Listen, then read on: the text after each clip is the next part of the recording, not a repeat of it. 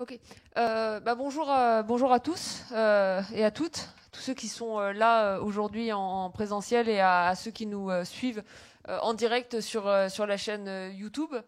Donc je m'appelle Julia Cagé, je suis présidente de l'association Un bout du monde, une association que vous pouvez retrouver en ligne en allant sur le site unboutdumonde.org, une association qui se bat pour l'indépendance des médias et à laquelle vous pouvez tous et toutes, si ce n'est pas déjà fait, adhérer dès 5 euros. Donc l'idée, c'est vraiment que chacun puisse se battre comme lecteur, comme citoyen, pour cette idée d'indépendance des médias. Et puisqu'on parle d'indépendance des médias, aujourd'hui, on est vraiment très particulièrement heureux d'accueillir et de recevoir toute une partie de la rédaction d'Epsilon pour discuter indépendance et pour discuter charte d'indépendance.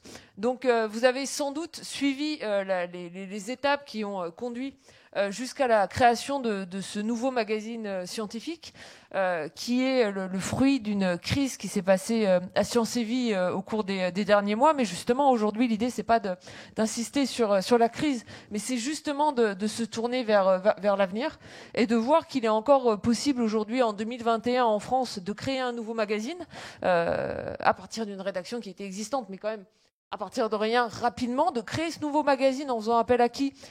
En faisant appel aux citoyens et en faisant appel aux lecteurs. Donc lundi dernier, Epsilon a bouclé sur Ulule sa campagne de crowdfunding qui était en fait une campagne de préabonnement. Ils ont obtenu en quelques mois près de 25 000 préabonnés en un mois. Il fallait faire 3 mois du coup. C'est un record absolu hein, dans l'histoire du crowdfunding. Je pense que c'est la plus grosse levée de fonds qui a été faite sur une plateforme de crowdfunding en France. Donc c'est vraiment du jamais vu. Et je pense que si on avait demandé, même si on vous avait demandé juste avant le lancement vos objectifs, vous auriez certainement pas dit 25 000 et même les experts les plus optimistes auraient pas visé un tel chiffre. Donc ça c'est vraiment une excellente nouvelle. Ça veut dire qu'on peut créer un nouveau magazine. Ce nouveau magazine, on peut le faire financer en partie par des lecteurs qui sont prêts à faire confiance finalement à une rédaction qui se lance dans ce nouveau projet et à venir en masse. D'ailleurs, j'ai dit que c'était fini depuis lundi sur Ulule, mais vous pouvez encore vous abonner. Hein. Je veux dire, c'est pas la fin des abonnements, la fin de cette campagne de préabonnement. Et je vous incite à le faire puisque le premier magazine sort le 23 juin. Donc si vous voulez le recevoir chez vous, on est le 16 juin. Je pense qu'il faut vous dépêcher de vous abonner. Et puis, bien sûr, vous pourrez également le retrouver en kiosque. Donc ça, c'est la première bonne nouvelle. C'est-à-dire qu'on peut créer un nouveau magazine et mobiliser énormément de citoyens autour de ce projet. Et puis la seconde bonne nouvelle, c'est qu'on peut créer un nouveau magazine avec des conditions d'indépendance et des conditions éthiques qui sont posées dès le début. C'est-à-dire le créer sur des bases qui sont des bases fondamentalement saines. Et c'est ça que vous nous avez prouvé, à la fois des bases saines en termes d'indépendance, des bases saines, on va en discuter en termes de rapport à la publicité, puis aussi des bases saines en termes d'actionnariat. Alors je pense que vous êtes beaucoup à vouloir découvrir le nouveau numéro, ce à quoi il va ressembler, et vous nous présenterez quand même quelques pages tout à l'heure. Mais avant ça, justement, on veut voir sur quelle base va se créer ce nouveau magazine, et c'est pour ça que l'équipe d'Epsilon a fait le plaisir de venir nous présenter finalement sa charte d'indépendance, de la présenter, puis d'en discuter avec vous, de voir ce qui pour vous est important, ce que vous auriez pu faire autrement aussi, ce que vous auriez pu vouloir de plus, ce qui vous étonne, parce que vous attendiez peut-être pas à avoir autant, et échanger sur tous ces sujets-là. Donc de ce point de vue, je suis extrêmement contente d'avoir parmi nous, je vais faire ça de droite à gauche, Hervé Poirier, qui était rédacteur d'Epsilon, Capucine Marot-Desgrottes, qui est éditrice de ce nouveau magazine, Muriel Valin, qui est également rédactrice de ce nouveau magazine, et à ma droite, Fiorenza Grasdi, qui est également Gracci. Cracci, c'est mieux. Pardon. Fiorenza Cracci, qui est également rédactrice de ce nouveau magazine. Donc moi, je vais me taire pour vous laisser un peu présenter tous ces différents points de cette charte d'indépendance. N'hésitez pas à lever la main pour poser des questions. L'idée, c'est quand même d'avoir aussi un échange plus qu'une espèce de présentation complètement formelle. Donc vous pouvez poser des questions ici en levant la main. Vous pouvez aussi poser des questions sur les réseaux sociaux. J'en profite pour saluer la présence de plusieurs membres de l'association d'un bout du monde. Laure Panchina qui est ici, qui nous a aidé à organiser cet événement. Hassan Lekarski et Cécile Calmont qui sont aussi ici, qui sont, je crois, en partie en train de live tweeter pour Cécile et de suivre l'événement sur Discord pour Hassan. Et donc n'hésitez vraiment pas aussi à poser des questions du coup en ligne qu'on répercutera ensuite dans la salle. Et du coup, pour présenter la charte d'indépendance, je vais commencer par donner la parole à Hervé Poirier. Merci beaucoup, Julia. Tout Epsilon est ravi de l'invitation de Un bout du monde. Déjà parce que Julia nous a conseillé ces derniers mois sur la façon de pouvoir installer de penser une figure et c'était la conviction de base d'Epsilon, va être réhabilitée, qui est devenu un des métiers les plus haïs de France. Les politiques sont encore devant, mais ils sont passés devant les avocats. Et Epsilon est né de la conviction que le journaliste, ça va être une figure qui va être réhabilitée. Le citoyen, le lecteur, a besoin de lire des choses qui sont fiables et sincères. Et ces deux qualités sont intrinsèques au métier du journalisme. Donc Epsilon est né de la foi. Et Un bout du monde emporte... c'est un des combats de Un bout du monde et c'est pour ça qu'on est ravis d'être là. C'est que le besoin de fiabilité et de sincérité dans les décennies à venir est quelque chose qui va être de plus en plus fort. Donc Epsilon est parti de cette conviction que la figure du journaliste, la figure de la rédaction, le lien de confiance qui va établir avec le lecteur, la transparence, la sincérité, la fiabilité, sont les bases du journal, sont les bases de l'équilibre économique. On n'a pas besoin de soutien, on veut des passionnés, des lecteurs passionnés qui payent une information qui est payante. C'est cher de produire Epsilon, c'est affreusement cher. Le seul équilibre économique, c'est d'avoir un journalisme fier, transparent, qui travaille. Donc on va, dans le journal, essayer d'être dans la transparence du travail qu'on fait, dans la sincérité et dans la fiabilité. On doit interroger une centaine de scientifiques chaque mois pour pouvoir convaincre le lecteur de payer 4,90 € dans les kiosques. Donc ça a beaucoup de sens donc qu'on soit là parce que la figure du journalisme est au cœur du projet. La deuxième conviction qui a donné naissance à ce magazine Epsilon, on le prononce plutôt Epsilon ou Epsiloon, mais on était content de créer une nouvelle marque, un nouveau nom pour porter l'idée que c'est un nouveau projet. On essaye de réinventer quelque chose de nouveau. L'équipe, vous le savez, était au sein d'un autre magazine, Science et Vie, et était au service d'une vénérable marque. Là, on avait vraiment la conviction qu'il fallait inventer quelque chose de nouveau, parce que aujourd'hui, tout le monde en a plus conscience encore que dans le passé. La science est au cœur du monde. Ça fait 1 an et demi que le monde est totalement renversé par un petit virus. Ça fait 1 an et demi que toutes les rédactions du monde sont en train de chercher où sont les journalistes scientifiques. On a un journaliste scientifique dans la rédaction. Le journaliste scientifique est en voie de réhabilitation dans toutes les rédactions du monde. Nous, il se trouve qu'on avait une rédaction déjà assez complète, assez expérimentée. Donc on est convaincu que la science, aujourd'hui, qui est toujours dans un petit coin du kiosque, en fait, il va revenir un peu au centre des kiosques. Donc ça a été la deuxième conviction, que l'actualité, la science en parle de façon singulière, et peut-être que le monde, c'est la science qu'en parle le mieux. Ça, c'était notre conviction aussi de départ.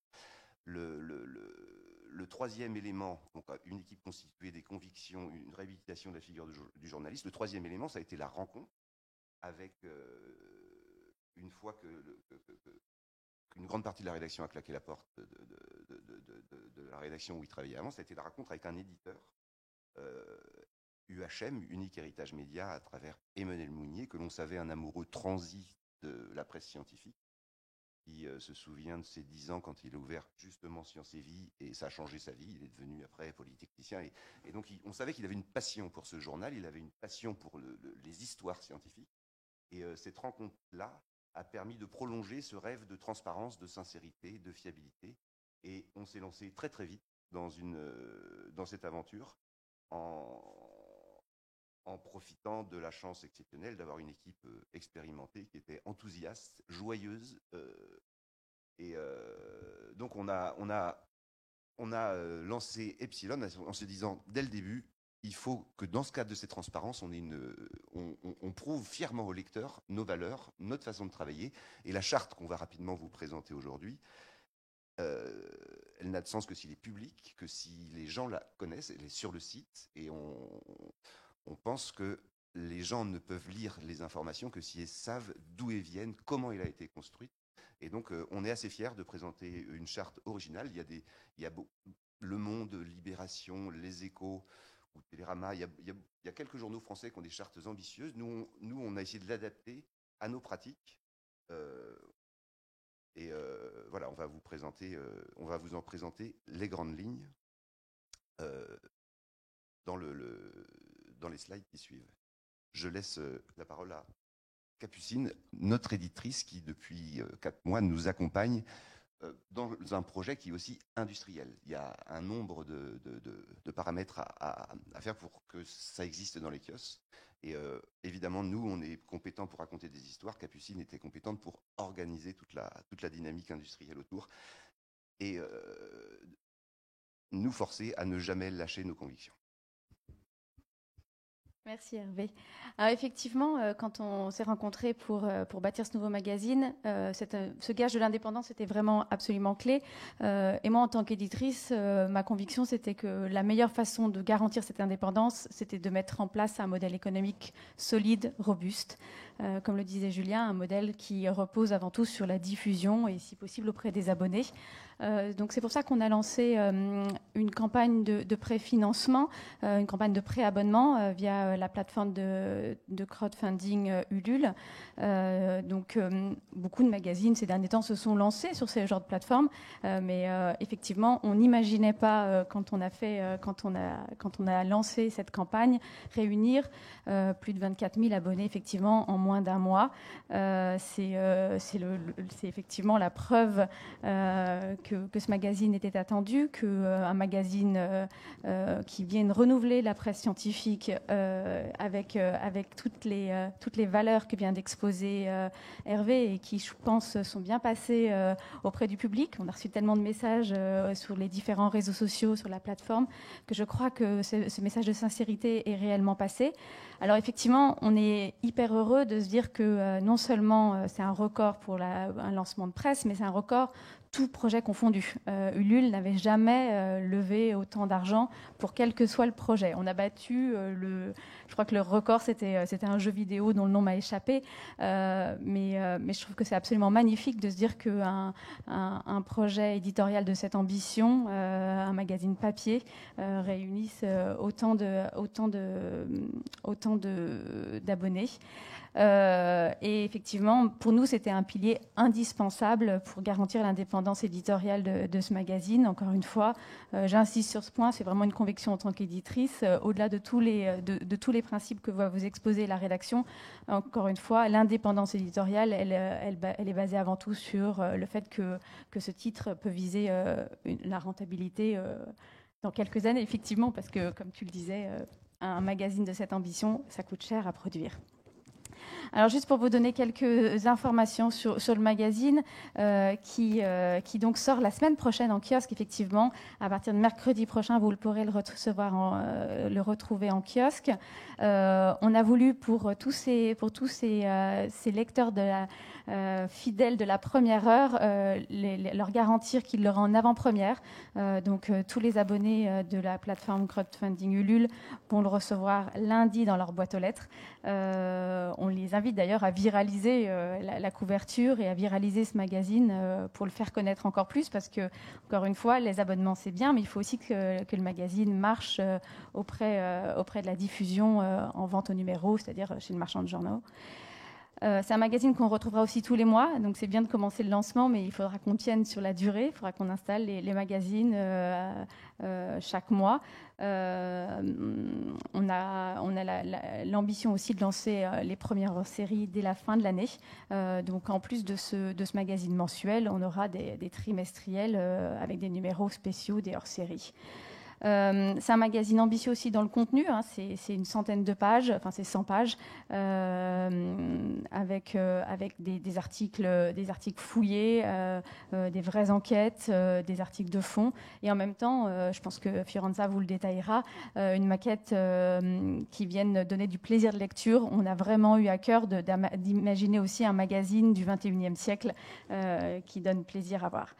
Et dernier détail, ça sera vendu en kiosque à 4,90 €. Et effectivement, le site web a été lancé lundi matin pour prendre le relais de la campagne Ulule. C'est pour l'instant un site web qui ne permet que de s'abonner. On a bien sûr l'ambition de lancer un projet éditorial autour du site web.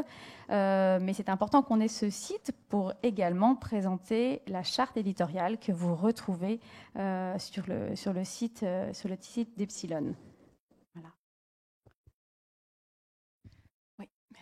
Voilà la rédaction. Bonjour à tous. Donc, oui.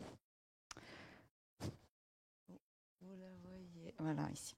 Donc, nous sommes retrouvés, après avoir quitté notre précédent magazine, qui était Science et Vie, tous ensemble avec une très forte envie de continuer de travailler ensemble, avec l'attachement à notre métier, l'attachement à cette équipe.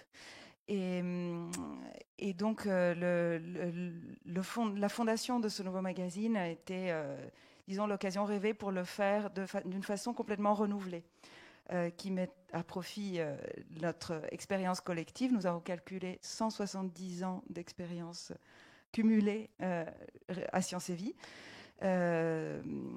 Et nous sommes donc tous des journalistes scientifiques avec un bagage scientifique et journalistique.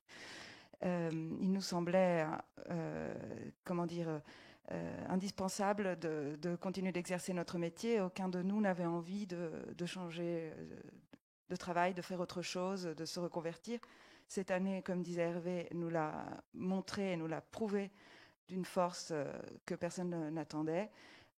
La société, le monde, les médias ont besoin de rédaction scientifique, ont besoin d'une parole qui est portée à la fois par des journalistes qui sont capables de faire des enquêtes et qui savent analyser les résultats de la science et qui savent la restituer au public. Voilà, donc fort de cette envie et de cet enthousiasme, et aussi de l'enthousiasme que nous ont témoigné les lecteurs ces derniers mois, lors de la crise qu'on a vécue, nous avons eu envie de continuer d'exercer notre métier avec passion et de maintenir ce lien avec le public, parce que d'une certaine manière, on leur devait. Et c'est comme ça que nous avons aussi été surpris par l'accueil que nous ont fait les lecteurs avec la campagne de préabonnement, mais pas tant surpris par l'affection qu'ils nous ont témoigné avec leurs centaines, voire des milliers de messages, parce qu'on l'avait senti que cette envie, cette appétence, ce besoin d'être informé de cette manière-là existait de façon très forte. Et c'est comme ça que nous avons, je pense, eu raison d'avoir envie de répondre à cette envie, à ce besoin. Et donc, fonder un nouveau magazine, c'est aussi l'occasion de renouveler complètement ce qu'est un produit, un magazine papier. Et nous avons souhaité réinventer le magazine du XXIe siècle, donc avec, je vous le présente, en avant-première. Vous avez déjà vu quelques pages, mais ici vous en aurez plus. Avec tout d'abord une charte graphique et des codes graphiques plus, disons, frais, modernes, amusants aussi. En bas à droite, vous voyez, il y a une rubrique qui s'appelle Fun Facts, qui est là pour nous amuser, parce que la science produit aussi des choses pas seulement intéressantes ou profondes, mais aussi simplement amusantes. Et c'est une dimension qu'on a envie de faire vivre. Et aussi, avec en haut à droite, vous le voyez, le contre-pied, avec une rubrique qui prend à rebours les idées reçues, les idées qui sont diffuses, qu'on a tous en tête et qui utilisent, disons, qui met en avant des résultats scientifiques nouveaux, qui interrogent notre vision du monde, qui nous bousculent un peu et qui nous font voir les choses sous un autre jour. En haut, au milieu, vous avez par contre une sorte de casse-tête de labyrinthe qui est une rubrique qui fait exister un autre aspect très fondamental dans les sciences, qui est celui de la complexité, c'est-à-dire le moment où on ne comprend pas, malgré toutes les recherches, malgré tous les aspects qui ont été explorés, on ne comprend pas ce qui ressort des résultats scientifiques. Et cette complexité du réel, c'est important de la reconnaître. On n'a pas toujours la réponse. On donne les réponses qui existent. Les lecteurs pourront se forger leur propre opinion. Ce n'est pas, dans certains cas, bien souvent même, la réponse n'est pas toute faite, n'est pas toute trouvée. Donc nos enquêtes nous mènent à dire, bon, on s'arrête là, voilà tous les éléments. Découvrez la complexité du réel et il n'y a pas de réponse de conclusion. Et puis, évidemment, les deux pages en bas à gauche et au milieu, ce sont ce qui fait le cœur d'un magazine scientifique, des grandes histoires émouvantes, étonnantes, renversantes, qui nous font rêver, nous apprennent une autre vision du monde et nous apprennent que la connaissance se poursuit. Ici, nous avons la crise d'adolescence chez les animaux. La plupart des mammifères traversent une crise d'adolescence, il faut le savoir. Il n'y a pas que les petits dômes. Les chimpanzés, les rats et les éléphants sont aussi des adolescents intraitables. Voilà. Et je laisse la parole à Muriel. Hervé.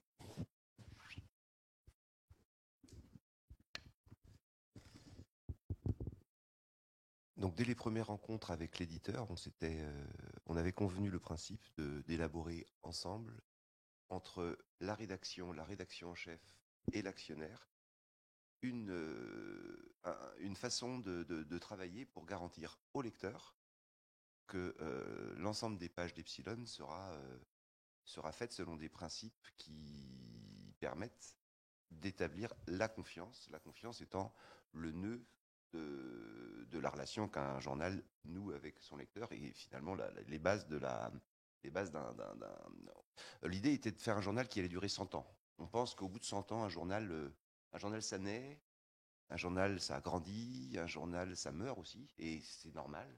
On pense que dans 100 ans, peut-être Epsilon ne laissera la place, mais on veut construire quelque chose qui dépasse les membres de la rédaction d'aujourd'hui, qui dépasse la personnalité de l'actionnaire, qui dépasse... donc on voulait faire quelque chose qui soit au service de quelque chose de plus grand que nous. Donc on a pensé la charte pour qu'elle ne soit pas tributaire des bonnes volontés actuelles. On veut quelque chose qui garantisse, quelle que soit la personnalité des actionnaires, quelle que soit la personnalité des rédacteurs en chef, quelle que soit la personnalité des rédacteurs, qu'il y ait quelque chose au-dessus. On veut être au service de quelque chose qui nous dépasse. Donc ça a été le principe de base d'une charte, comment penser quelque chose au-delà des bonnes volontés que l'on ne met pas en doute de l'ensemble de la rédaction, de l'actionnaire, construire quelque chose qui nous dépasse. Donc c'est le principe d'une charte en général, je pense, c'est de dépasser la confiance mutuelle actuelle. Voilà, on pense qu'on a posé des bases qui permettront dans 50 ans d'avoir encore un Epsilon fiable, sincère, qui continue de nouer une relation de confiance avec les enfants ou les petits-enfants des premiers abonnés d'aujourd'hui. Alors, ce qui était important, c'était de pouvoir regarder, on l'a évoqué un peu tout à l'heure, Hervé en a parlé, on a regardé un peu ce qui existait en termes de chartes aujourd'hui. Il y a quelques très beaux exemples, donc notamment chez Le Monde, les Libérations, les Échos. Nous, on voulait pouvoir créer notre propre charte qui s'appuyait sur la fameuse déclaration de Munich qui liste les droits et devoirs des journalistes, mais on voulait aller plus loin pour pouvoir... vraiment partir sur de bonnes bases et se dire que nos lecteurs, quand ils lisent Epsilon, ils ne se posent pas la question de la fiabilité de l'information, de comment elle a été produite, qu'ils puissent être en totale confiance avec leur magazine et avec nous au travers. Voilà, donc en partant de ces différentes chartes, on a créé la nôtre avec différents articles. Et une des particularités qu'il y a eu, c'était d'essayer en cas de souci. Donc aujourd'hui, on est sur, comme vous l'avez sûrement compris, on est dans une relation de confiance avec UHM, avec qui on a monté ce projet vraiment en totale confiance, mais on voulait, pour les années à venir, les décennies à venir, pouvoir se dire qu'est-ce qui se passe en cas de souci. Donc on a créé un comité d'indépendance éditoriale, c'est quelque chose qui existe déjà dans d'autres chartes, mais qui est à chaque fois une structure un peu différente. Le nôtre de comité va vraiment être original, inédit. Il y aura 2 membres qui seront parmi les actionnaires et les dirigeants, 2 membres qui seront issus de la Société des journalistes d'Epsilon qu'on a créée ces dernières semaines avec tous les membres de la rédaction. Et puis une tierce personne qui ne fera pas partie des actionnaires, qui ne fera pas partie des journalistes, et dont l'intime conviction, ça sera de défendre l'intérêt du journal. Parce que parfois, on a un peu tendance à penser qu'une charte, c'est pour défendre certaines parties, ça pourrait être pour défendre les droits des journalistes, ça pourrait être pour défendre les droits des actionnaires. Et non, là, l'idée, c'est vraiment de défendre, on veut un cadre qui défende notre journal, que on puisse vraiment être en totale confiance avec son contenu. Et cette tierce personne, alors je vous donne tous les coulisses, on ne l'a pas encore désignée, ça va être une décision en commun accord. Cette tierce personne qui sera quelqu'un qui s'intéresse profondément à la fois à l'information et l'information scientifique, mais aussi à l'indépendance du journalisme, sera là pour être consulté quand il y aura un manquement à la charte et que le comité d'indépendance éditoriale sera saisi. Et si il se trouvait que ce manquement à la charte était confirmé par le comité d'indépendance éditoriale, nous avons décidé qu'il serait possible, donc la charte nous permettra à la personne qui aura saisi ce comité d'émettre une alerte et d'aller jusqu'à la publication dans les pages d'Epsilon, une publication qui rendra public le manquement à la charte qui aura été statué. Donc ça va très loin, vous imaginez un peu ce que ça veut dire. Pour les différentes parties, on n'a pas forcément intérêt, ni les uns ni les autres, à ce que dans les pages d'Epsilon soit affiché un manquement à la charte.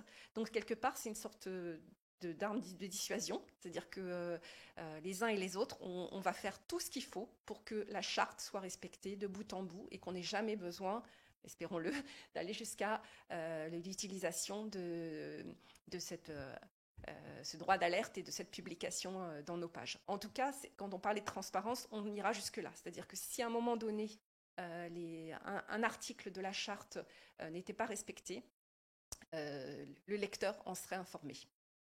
Voilà. La rédaction, de son côté, je parlais de la déclaration de Munich, elle va être très très vigilante pour enquêter, expliquer. Vous retrouverez dans les pages du magazine, on a listé tous les chercheurs qui sont chaque numéro interviewés. On va pouvoir vraiment, au fur et à mesure, essayer de bien expliquer comment sont menées nos enquêtes et dans le contexte actuel où il y a tellement de méfiance avec le travail des journalistes, on espère que ce travail de réhabilitation va passer par là. Et la charte va nous guider à tout moment. Ce sont des principes qu'on essaye tous d'appliquer depuis... on a toujours essayé d'appliquer ça au mieux, mais la charte est là vraiment pour bien rappeler qu'on doit être indépendant par rapport aux actionnaires, que les choix des sujets vont se faire de manière à la rédaction et que ce n'est pas l'actionnaire qui va choisir, par exemple, quel sujet va être abordé. Et quand le lecteur lira dans un article dans Epsilon, un point de vue, notre souhait, c'est vraiment plus que notre souhait, on souhaite on veut vraiment que le lecteur ne se questionne pas en se disant mais pourquoi ce propos a été tenu ? Est-ce qu'il y a un intérêt caché ? Est-ce que si on fait un article sur une voiture électrique par exemple, on ne veut pas que le lecteur se dise mais est-ce que ça a été écrit parce qu'il y avait un intérêt pour tel industriel ou pour tel actionnaire ? Non, ça sera le fruit de notre enquête et le résultat devra après pouvoir être pris par le lecteur en toute confiance. Et alors, quand je parlais de confiance, ça passe aussi par une clarification bien nette avec la publicité. Donc, quand on a parlé d'indépendance et d'engagement, on a été questionné sur la présence de la publicité dans Epsilon. Donc, il y aura quelques pages de publicité, mais une de nos convictions, et on l'a aussi affirmé nettement dans la charte, c'est que ces pages de publicité qui apparaîtront, elles seront bien visibles et il n'y aura pas de confusion possible avec les textes des articles. Ça vous paraît peut-être évident, mais le nombre de journaux aujourd'hui où on a des publics communiqués, des pages qui sont maquettées pour donner l'impression qu'elles sont quasiment dans la continuité des articles, et on ne fait plus vraiment la distinction. Alors, il y en a qui pourraient rétorquer que finalement le lecteur est malin et voit cette différence. Mais alors, ça se demandait pourquoi on cherche justement à camoufler la différence entre publicité et article. Là, c'est bien qu'on cherche à semer une confusion. Donc, dans Epsilon, ça ne sera pas possible. Ça fait partie de la charte. La publicité, elle sera bien identifiable. Et évidemment, à aucun moment, les articles, les choix des articles, le contenu des articles ne sera décidé en fonction des annonceurs qui n'ont rien à dire et à faire par rapport au choix éditorial. Voilà, donc on a essayé de dresser un petit panorama un peu de comment la charte a été construite, et maintenant on peut effectivement prendre des questions. Avant d'ouvrir les questions à la salle, j'en avais une parce qu'il y a quelque chose qu'on ne sait pas encore forcément, c'est sur l'actionnariat exact du titre, et en particulier le poids que va avoir ou non la rédaction dans cet actionnariat. Donc, est-ce que vous pouvez nous en dire un peu plus de ce point de vue-là ? Ça faisait aussi partie des discussions dès l'origine. C'est que ce projet est né de l'histoire vraiment de la rédaction. Chacun y a mis son expérience, sa vie. La quinzaine de membres de la rédaction considère ce magazine comme son petit bébé. Ça demande des sommes colossales d'investissement que nous, les journalistes, nous n'avions absolument pas. Mais dès le début, on a convenu avec l'éditeur que la rédaction serait en partie actionnaire du journal. Un actionnariat minoritaire, mais un actionnariat qui permet qui est aussi une garantie que la rédaction va participer à la vie économique du journal, aura accès bien sûr à toutes les informations économiques, et s'approprie ce journal. Donc c'est assez original, c'est assez rare, mais c'est aussi la conséquence de l'histoire très singulière de ce magazine, qui est liée d'une folie collective, et d'une ambition un peu pas très raisonnable d'un éditeur de se lancer dans le magazine papier au XXIe siècle. Moi, j'en suis convaincu que le magazine papier a énormément d'avenir. Mais rencontrer un éditeur qui avait cette folie de mettre quand même plus d'1 million sur la table en disant OK, on peut faire le pari. Donc, mais à la base, c'est une aventure humaine entre une bande de journalistes qui étaient très joyeux à l'idée de continuer à travailler ensemble, prêts à y mettre une bonne partie de leur week-end, de leur soirée et de leur du peu d'intelligence qu'ils avaient encore. Donc, ils y ont mis tout ce qu'il y avait, et ça avait du sens que tous les membres de la rédaction sont actionnaires à part égale d'une part minoritaire du journal. On sait qu'à un bout du monde, c'est un sujet qui fait sens, et on est assez fiers que ça soit pour une petite partie, et pour chacun de nous, notre journal à nous. Pas seulement parce qu'on le fait, mais aussi parce qu'on en a une petite partie. Du coup, je ne sais pas s'il y a déjà des questions.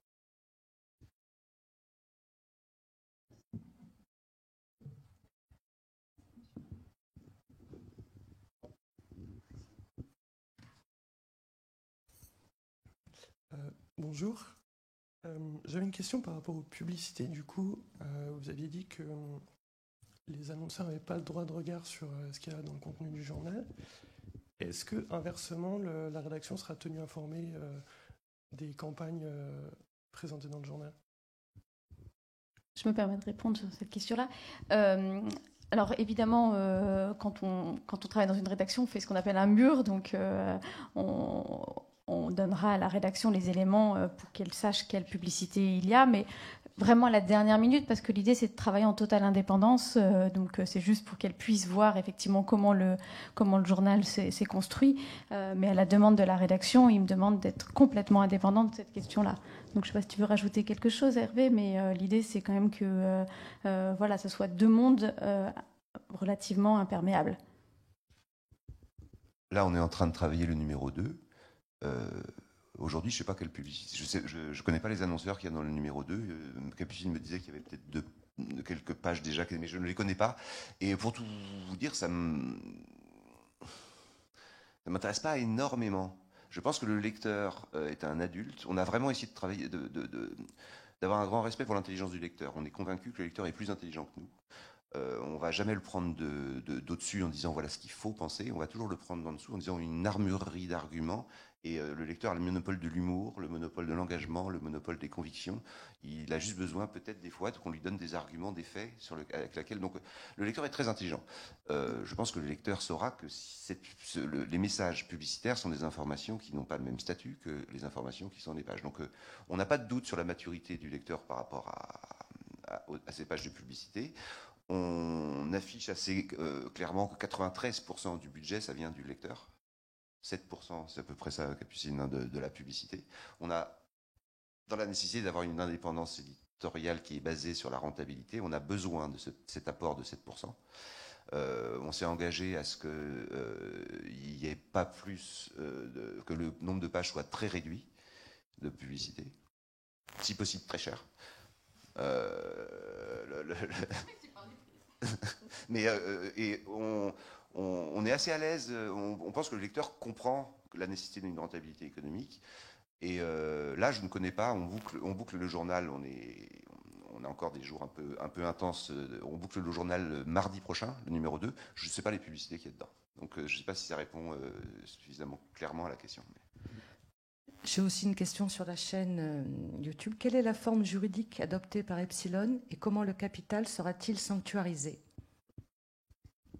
Alors, pour l'instant, c'est une SAS qui a été constituée. Pour toutes ces questions autour de l'actionnariat, c'est encore honnêtement des choses qui sont en point de discussion. Donc, même ce que vient vous aborder Hervé sur la prise de participation minoritaire, c'est encore des choses qui sont en train d'être élaborées. Donc, difficile de vous donner plus de détails puisque les discussions sont en cours, même si elles sont bien avancées. Voilà. Mais du coup, si on peut se permettre aussi de gratter un tout petit peu, je pense que la deuxième moitié donc la forme juridique SAS, ça c'est pas quelque chose qui est très surprenant. Aujourd'hui, c'est la forme juridique majoritaire dans le paysage médiatique. Je pense que la deuxième partie, en fait, portait plus sur la pérennité de l'actionnariat et de savoir dans quelle mesure vous aviez adopter dans vos statuts des possibilités de faire en sorte qu'il ne puisse pas y avoir d'entrée de tel ou tel nouveaux actionnaires sans validation préalable, soit de la SDJ, soit de la rédaction. Est-ce que c'est quelque chose qui est encore en discussion? Est-ce que c'est quelque chose qui est dans les statuts? Où vous en êtes par rapport à toutes ces questions-là? Si je voulais pousser jusqu'au bout, par rapport à la possibilité d'avoir pour Epsilon ce qu'on appelle un droit d'agrément, c'est-à-dire le fait, la possibilité donnée à la rédaction d'agréer l'entrée de tout nouvel actionnaire majoritaire. On a beaucoup réfléchi autour de cette question-là, le droit d'agrément, le droit de nomination. En particulier suite à l'aventure que nous on a eue, en partie dans notre ancien journal quand on a été racheté, mais il faut quand même souligner que tous ceux qui sont partis du journal, toute l'équipe n'a pas fait de procès d'intention aux nouveaux actionnaires. Donc on veut pas, et on voulait pas dans cette charte-là dire il y a des gens qui ont une mauvaise réputation et des gens qui ont une bonne réputation, et on voulait pas faire un délit de sale gueule a priori, que ça soit sur l'actionnaire, que ce soit sur la rédaction en chef. On voulait une charte qui soit basée sur les actes. Donc, le droit d'agrément a, selon nous, une petite faiblesse qui se base sur la réputation. Et tout le monde a le droit à la rédemption. Tout le monde a le droit à se réinventer. Par contre, la charte sanctionne les actes. Donc ça nous a paru une façon de ne pas faire de procès d'intention a priori. Et puis vous avez en face de vous des gens qui sont suffisamment naïfs pour se tromper plein de fois. On s'est embarqué avec toute bonne foi avec un nouvel actionnaire dans notre ancienne vie, en pensant que ça allait bien se passer. Et ben on est prêt. On est prêt en tout cas à s'embarquer à nouveau avec de futurs nouveaux actionnaires, mais on a aujourd'hui les moyens de sanctionner des actes que l'on n'avait pas les moyens de sanctionner avant. Oui, c'est ça. Je reviens sur ce comité d'indépendance éditoriale et cette fameuse possibilité d'alerte dans les pages d'Epsilon. On a beaucoup travaillé, beaucoup réfléchi avec les différentes parties qui ont signé la charte. Et ça a été long, difficile, mais on pense que cette solution-là est une très bonne solution parce qu'on n'est pas dans les paroles, on est dans les actes. Et si jamais, à un moment donné, il y a des manquements à la charte qui sont avérés, cela se saura. Donc on espère de cette manière-là que une personne qui irait trop loin, voilà, serait sanctionnée immédiatement. Et donc c'est une manière pour nous aussi de garder la main sur tous ces aspects-là. C'est l'originalité, on s'est inspiré de la guerre froide et de la bombe nucléaire. C'est-à-dire qu'elle est faite pour ne pas être utilisée, parce que sinon il n'y a plus de terre. Donc si Epsilon affiche fièrement dans ses premières pages que des actes iniques ont été faits, évidemment que ça tue Epsilon. Donc personne n'a intérêt à ce que la bombe nucléaire explose, mais on l'a posé au cœur de la charte. Ça a été ça a été l'idée centrale de cet équilibre subtil qui a finalement, pendant le XXe siècle, en tout cas, empêché la Terre d'exploser. Oui, de ce point de vue-là, ce que je trouve intéressant, c'est que quand on s'est parlé à plusieurs reprises au cours de la crise de Sciences et Vie, il y avait une idée de comment informer les lecteurs de la crise à Sciences et Vie. Et je me rappelle même que je vous avais demandé naïvement, d'une certaine manière, vous n'avez pas la possibilité de mettre dans les pages du journal ou sur le site internet finalement un article ou des informations pour informer directement le lecteur. Et vous aviez la main ni sur le site internet, ce qui faisait partie du problème, mais finalement ni sur la maquette finale. Donc il n'y avait pas du tout finalement cette possibilité-là pour la rédaction. Enfin, il y a les réseaux sociaux, il y a le fait d'aller essayer de mobiliser, mais de toucher directement le lecteur. Et avec Epsilon, s'il devait y avoir crise similaire, d'une certaine manière, cette charte-là vous donne la possibilité de parler aux abonnés, ce qui est quand même quelque chose qui, pour le coup, est vraiment relativement unique. Oui, bonjour, Benoît Huette. Je suis co-auteur avec Julia d'un livre sur l'indépendance des rédactions. Donc je suis très heureux de voir que certains des principes de ce livre ont été repris dans votre charte. Et je tenais à vous féliciter pour votre courage d'avoir été au bout de ce projet. J'avais juste une question toute simple qui était celle de la gouvernance de la société qui va porter le projet. Vous nous avez dit que c'était une société par action simplifiée. Je voulais savoir qui allaient en être les dirigeants. Est-ce qu'il y avoir un conseil d'administration, un conseil de surveillance, un organe? Est-ce que la rédaction participera à cette gouvernance?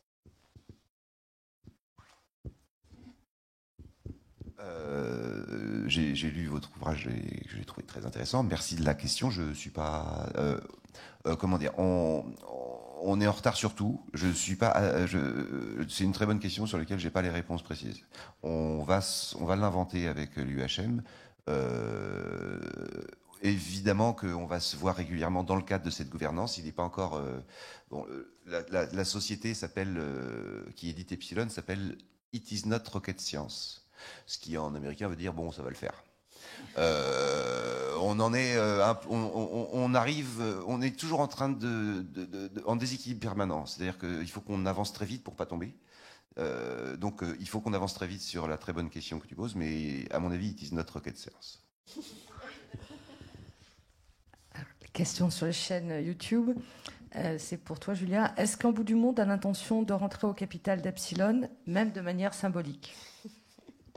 Pour répondre en toute honnêteté, Un bout du monde aurait été ravi de rentrer au capital d'Epsilon, même de manière symbolique, et on en a discuté, mais il n'y a pas on va dire qu'il n'y a pas la nécessité que ça soit le cas du côté d'Epsilon, donc ça s'est pas fait. Mais bon, it's not rocket science, hein, donc on serait ravis de reprendre la discussion. Et puis, moi, je compléterais, hein, vous l'avez sûrement compris un peu dans les échanges qu'on vient d'avoir, mais Julia Cagé nous a vraiment beaucoup aidé ces derniers mois, et un bout du monde par ce biais-là aussi, quand on a eu des questionnements sur comment on défend l'indépendance des journalistes, comment on monte une charte, voilà. Et donc, il y a une histoire qui est l'actionnariat, mais il y a aussi toute l'aide et tout le soutien qu'il y a pu avoir et qui sont fondamentaux pour arriver aujourd'hui à ce que ce projet émerge. Encore une. Voilà. À propos de la ligne, la pandémie sanitaire a démontré les carences d'informations scientifiques et les risques de la désinformation. Quelle place donner au traitement de l'actualité chaude ? Quelle place donner à l'actualité chaude Epsilon aura une place pour l'actualité chaude en début de magazine qui suit le fil des actus du mois. L'actualité chaude, elle est, disons, on la traite rapidement quand on est sûr de ce qu'on dit. Quand on voit qu'une question est, disons, que ça sent pas très bon, quand on sent que notre instinct nous dit qu'il faut creuser une information avant de la restituer, on ne la traitera pas comme une actualité chaude parce qu'elle demande une enquête, elle demande de l'approfondissement, elle demande d'interroger des experts, etc. Et donc, on n'est pas dans la précipitation. On veut faire les choses bien et maintenir évidemment ce lien de confiance avec les lecteurs. Voilà. Et j'ajouterais, Capucine, notre éditrice, a passé toute son enfance avec Science et Vie posée, parce que son papa était abonné, et elle a toujours considéré que ça ne la concernait pas. Que le journal scientifique, c'est des gens en labo, qui sont en dehors du monde, qui travaillent avec des éprouvettes en blouse blanche, et qui ne sont pas dans le vrai monde, en fait. Et que ce qui, dans ce journal, c'est pas le vrai monde, en fait. C'est un monde théorique, ou c'est un monde d'éprouvettes. Et Epsilon est parti de l'idée qu'il faut que Capucine soit passionnée par ce journal, alors qu'elle n'est pas. Elle a rarement été dans le kiosque, dans la partie scientifique. Et donc, depuis quelques mois, on regarde si Capucine, qui ne s'intéresse pas aux blouses blanches, mais s'intéresse au monde, à l'actualité du monde, la plus chaude, si ces histoires l'intéressent. Et le 1, elle nous a dit je vais le lire en entier. Enfin, je sais pas si tu l'as totalement lu encore, mais tu trouves en tout cas que les pages concernent l'actualité du monde. On n'est pas dans un labo, on est dans la rue, on est dans la société, on est au cœur des débats du monde moderne. Et c'est le pari d'Epsilon de sortir la presse scientifique d'un petit précaré qui est réservé soit aux gens qui ont une culture scientifique, soit aux chercheurs, soit aux étudiants, soit à des doux rêveurs d'un autre monde. Non. Tout le monde doit trouver que Epsilon le concerne. Donc on veut sortir d'un petit précaré d'une presse scientifique, même si en France, elle est très puissante, la presse scientifique. Mais évidemment on s'intéressera beaucoup, évidemment, à ce que les lecteurs de Science et Avenir changent de crèmerie. C'est le but de la concurrence, que les lecteurs de Science et Vie nous suivent. C'est le but de la concurrence. Mais on est convaincu que des lectrices comme Capucine, qui n'était pas une lectrice de Science et Vie, pourrait devenir une passionnée d'Epsilon. Et à partir de quel âge ? Partir de 16 ans. Mais il y a peut-être des gens comme Emmanuel Mounier, notre éditeur, qui à 10 ans se passionneront pour ça. Mais on est une presse qui parle à des cerveaux adultes et on prend vraiment le lecteur pour un adulte. Je me permets juste de compléter, parce qu'effectivement, on n'a quand même pas fait le magazine pour moi. Quand on a créé le magazine, on fait ce qu'on appelle un numéro 0, et on est allé le présenter à des lecteurs potentiels, soit des aficionados de la presse scientifique, soit au contraire, effectivement, des gens qui pourraient être concernés, mais qui n'étaient pas lecteurs. Et on est allé voir des gens à Dijon, à Paris, à toute classe d'âge aussi. Et avec vraiment cette idée de se dire comment est-ce qu'on réinvente ce magazine. Et cette question de l'actualité était vraiment très prégnante, et c'est des choses que nous ont demandé le lecteur. Donc on avait déjà cette conviction, on leur présentait déjà un numéro 0 dans lequel il y avait beaucoup plus d'actualité que ce qu'on voit dans la concurrence. Et c'est des choses qui ont été extrêmement appréciées au cours de ces focus group et au cours de ces groupes qualitatifs de retour lecteur. Voilà. Bonjour, Thierry Mignard. Alors, je suis un lecteur très ancien de Sciences et Vie. Je vous ai suivi dans la crise et j'ai suivi votre projet. Je n'ai pas encore été capable de me désabonner de Sciences et Vie parce que c'est vraiment mon histoire. J'ai même retrouvé des vieux Sciences et Vie de 1928 dans le grenier de ma grand-mère. Donc c'est très. C'est une vraie émotion, Sciences et Vie pour moi. Par contre, bravo pour votre projet. J'ai 3 questions. Alors, attendez, il faut que je réactive mon truc. J'ai une question, c'est est-ce que a été envisagée la participation des lecteurs à l'actionnariat du journal? Une autre question, il faut mes lunettes. Concernant la publicité, je rebondis sur la question du monsieur au-dessus de moi. Est-ce que vous envisagez le choix des publicités que vous allez présenter dans le journal? C'est-à-dire qu'on ne peut pas ignorer aujourd'hui, Epsilon, c'est une entreprise, la responsabilité sociale des entreprises, passer Total, passer EDF, passer le nucléaire, passer toutes ces choses-là à côté d'articles qui remettent des choses comme ça en compte, ça peut avoir une importance pour les lecteurs. Et puis ma dernière question, c'est pour rebondir sur ce que disait Madame Cagé. Si la crise vous empêche de publier dans Epsilon, comment vous faites? Si la crise dans le journal vous empêche de publier le droit d'alerte dans Epsilon, comme ça a été le cas pour Sciences et Vie, comment vous faites? Vous repassez par les réseaux sociaux?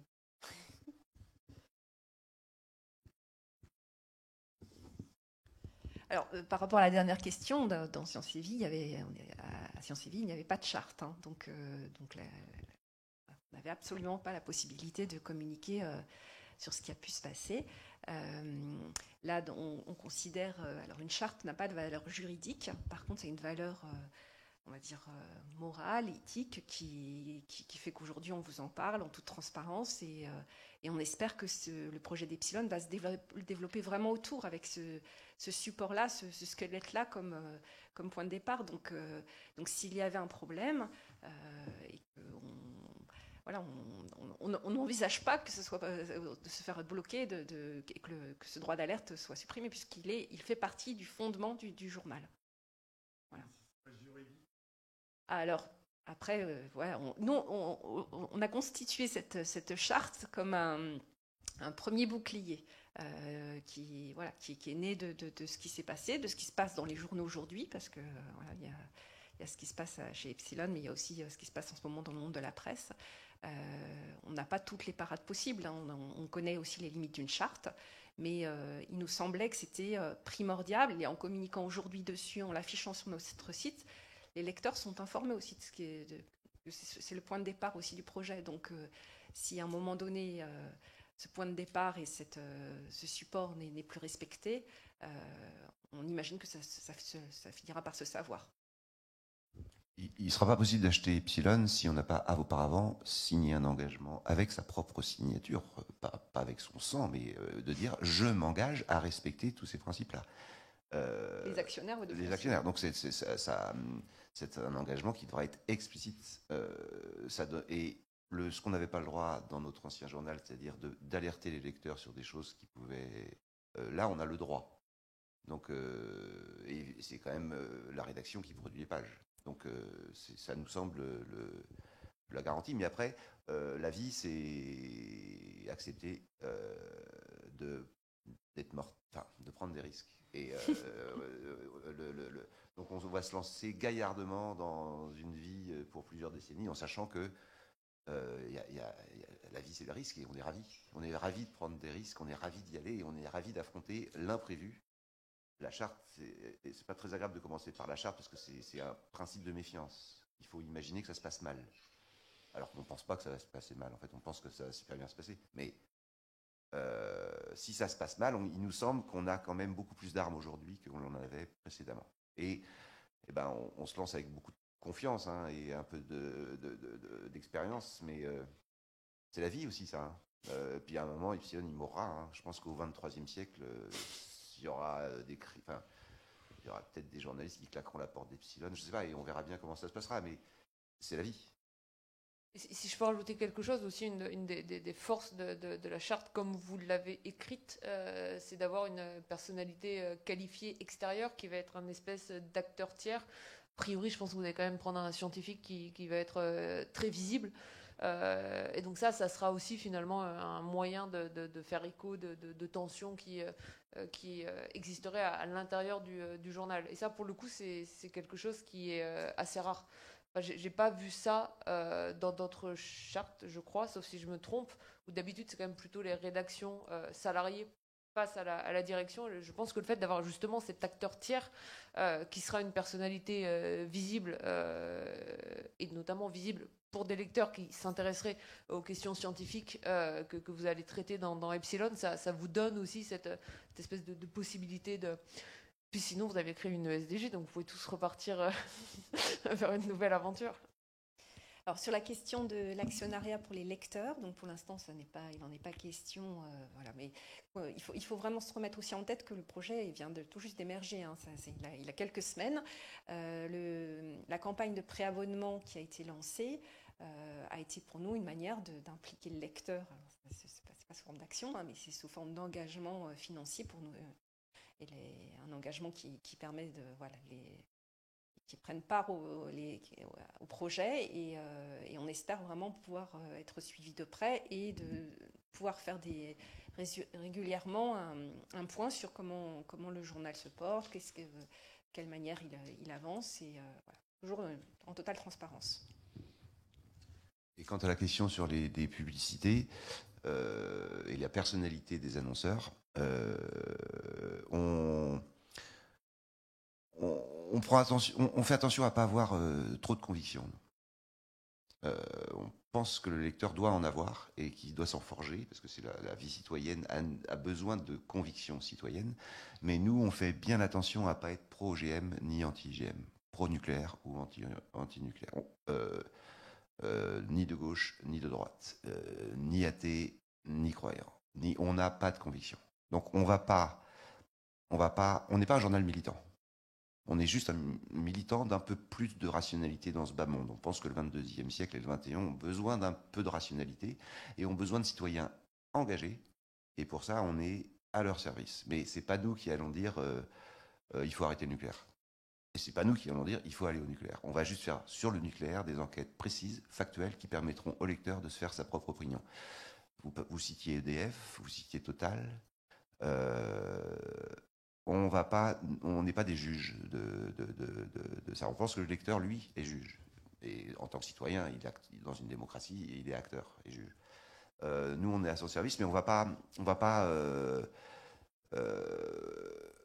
faire des listes noires, non. Et puis surtout, moi, je sais même pas, est-ce qu'il y a Total dans le prochain, est-ce qu'il y a EDF. En fait, ça m'intéresse. Enfin, le lecteur comprend que il y a une nécessité économique et que il fait la part des choses. Le projet est quand même de se baser sur la maturité du lecteur. On veut jamais le prendre. On a ôté, par rapport aux anciens journaux scientifiques, on a ôté tout ce qui était finalement un peu très pédagogique, qui le prenait pour on n'est pas des pédagogues, on n'est pas des professeurs, on est des conteurs et des journalistes. Et prendre le lecteur pour un adulte, c'est aussi lui parler de la nécessité de trouver un équilibre économique à un journal, lui dire, tu comprends, ce que dit la publicité ici, c'est pas ce que dit la rédaction, c'est une information qu'un annonceur veut te donner, et tu sais bien d'où elle vient, et tu sais bien ce qu'elle vaut, et elle vaut c'est une information qui a sa propre valeur en tant que publicité, et le lecteur le sait bien.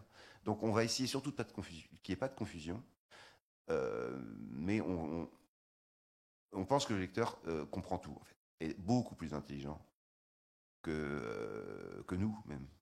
On a la grande ambition d'être plus bête que le lecteur. Et pour compléter ce que dit Hervé, quand on attaque une enquête, on a tous une certaine expertise, une expérience dans nos différents domaines, mais on a vraiment le souci d'essayer de ne pas partir avec un parti pris, un jugement. on n'a pas d'opinion. Si, on a des opinions les uns les autres, mais quand on travaille et qu'on endosse la casquette de journaliste scientifique, on part sur un sujet en essayant de vraiment se dire où on en est aujourd'hui, quels sont les interlocuteurs qui ont avancé sur le sujet et qui ont des informations à nous donner. Et on essaye de faire avancer vraiment les sujets de cette manière-là. Donc, on ne part pas avec des idées préconçues. On a notre expertise qui nous aide, on espère, à aller plus vite et plus efficacement sur les sujets. Mais voilà, l'histoire n'est pas écrite d'avance et on voit bien ce qui se passe en science. Hein. Il y a parfois des certitudes qui sont remises en cause, et donc ça peut aussi bousculer les opinions. Et là-dessus, on essaie vraiment de faire ce travail-là à chaque fois. Et donc, il est hors de question de dire au lecteur, voilà ce qu'il faut penser. On te donne les éléments pour te forger ton avis avec ce qu'on espère être le meilleur du niveau de la connaissance et du savoir actuellement. Je voulais ajouter une chose parce qu'on a été beaucoup questionné là-dessus, comme on a mis en avant le fait qu'on veut être un journal engagé. On nous a soupçonné d'être militants. Ça ne veut pas dire la même chose. Nous, on n'est pas militants, c'est-à-dire qu'on est neutre face à l'idéologie, neutre face au parti pris. Ça ne nous intéresse pas de mener des batailles. Ce qui nous intéresse, c'est de faire des enquêtes, mais notre engagement, il existe néanmoins. Et notre engagement, il est dans la charte, il est dans notre rapport au lecteur, il est dans notre histoire récente. Voilà, c'est important d'être engagé. Et pour être un bon journaliste, il faut être engagé dans ce sens. Ça fait partie de la déontologie, en fait. Donc, il ne faut pas qu'il y ait de confusion là-dessus. Pas de parti pris, mais on a aussi à cœur de mener des enquêtes de façon honnête et sincère, tout en reconnaissant qu'il y a toujours une part de subjectivité dans ce qu'on fait, parce qu'on est des individus, on n'est pas des purs esprits. Ça ne tombe pas de haut. La science, c'est pas quelque chose qui tombe de haut, qui pleut comme ça. La science, c'est un processus, c'est une création humaine, donc elle a aussi elle-même ses failles. Et les scientifiques ne sont pas des prescripteurs de vérité. Leur parole aussi, elle doit être questionnée. C'est notre travail, de journaliste scientifique. Les journalistes politiques interrogent les politiques. Les journalistes scientifiques interrogent les scientifiques. Et parfois les remettent aussi en discussion.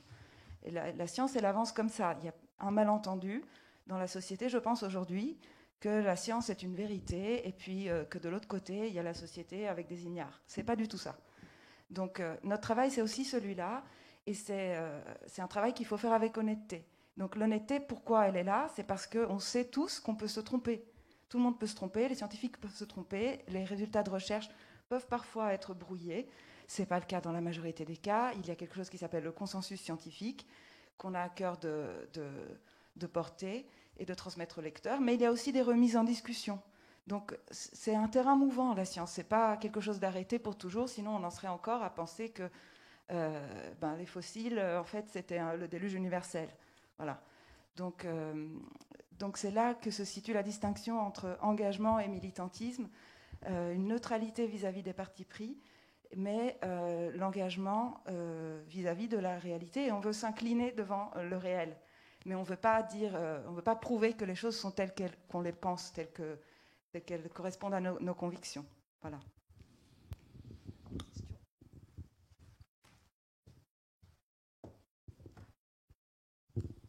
Merci. Oui, bonjour.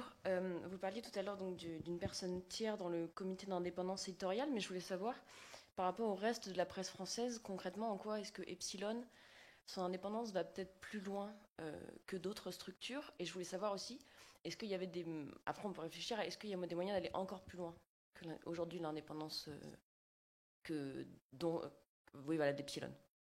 Merci.